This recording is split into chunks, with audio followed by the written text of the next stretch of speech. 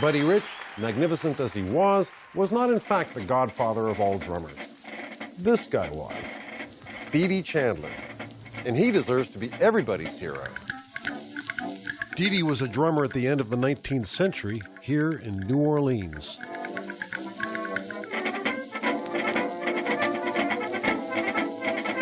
This city, it turns out, is the birthplace of all American music. And the defining feature of such music is the beat.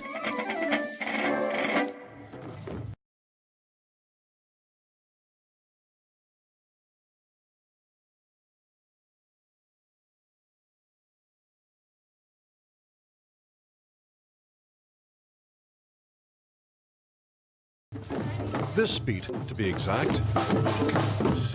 This is Congo Square, and on this very spot did rhythm enter American culture. During the centuries of slavery, this was the only place in the entire American South where enslaved African people could celebrate the culture that they had lost.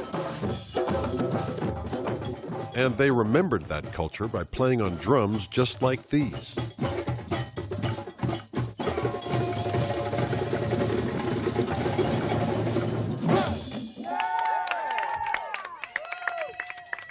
We always like to welcome drummers to Congo Square. Is that right? Yeah. We've got a major drummer with us today. Stewart Copeland's in the house, y'all. Stewart, come over here to this microphone, man. Just tell us what brings you and your crew in town to Congo Square today. We came to find where all of our music comes from, which is right around here.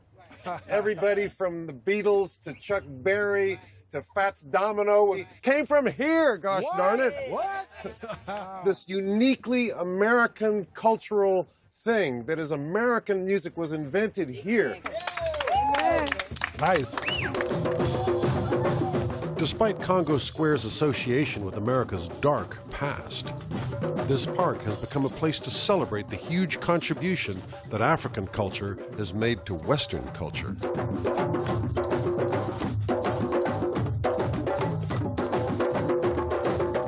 And today, this sacred location has become a place of pilgrimage to us drummers.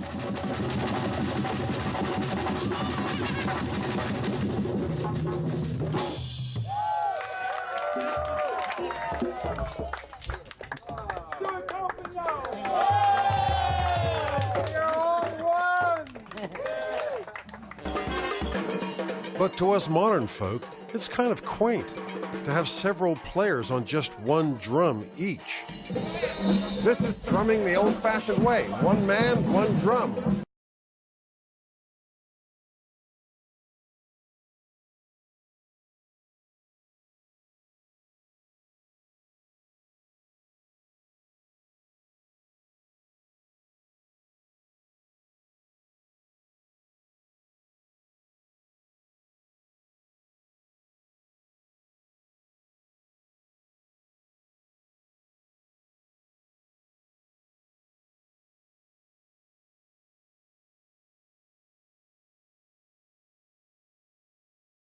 Until this guy came along. Remember him? Dee Dee Chandler. So important they had to name him twice.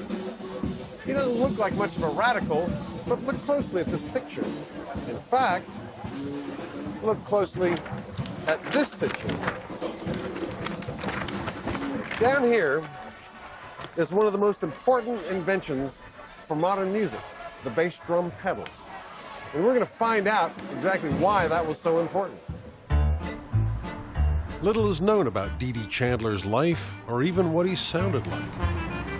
What we do know is that in 1896, when this photo was taken, he was one of the first snare drum guys to figure out how to play the bass drum at the same time by inventing a homemade foot pedal.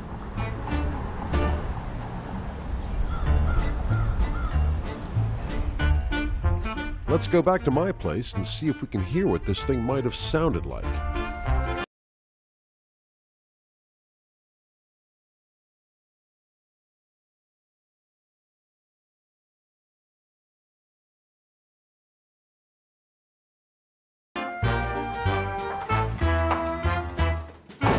Maybe I can make one myself.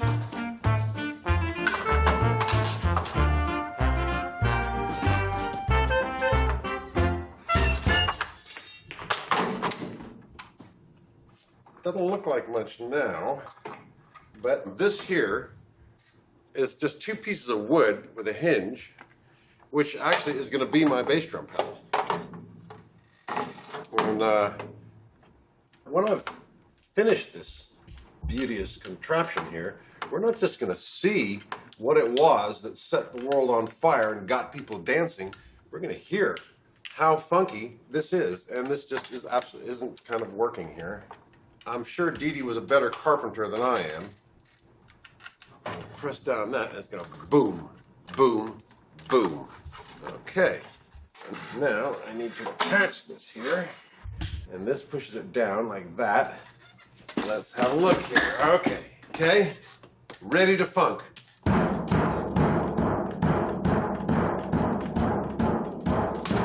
Excellent. 4 on the floor right there.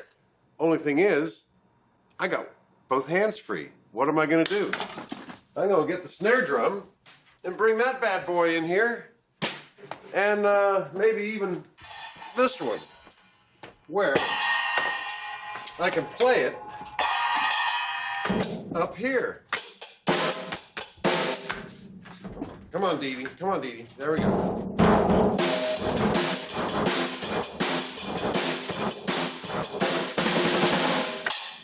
Now, this is kind of a dog's dinner, but these 3 instruments, which used to be played by 3 different guys, now played by one guy, become one instrument, which is, in fact, is the greatest invention of modern American music, the drum set.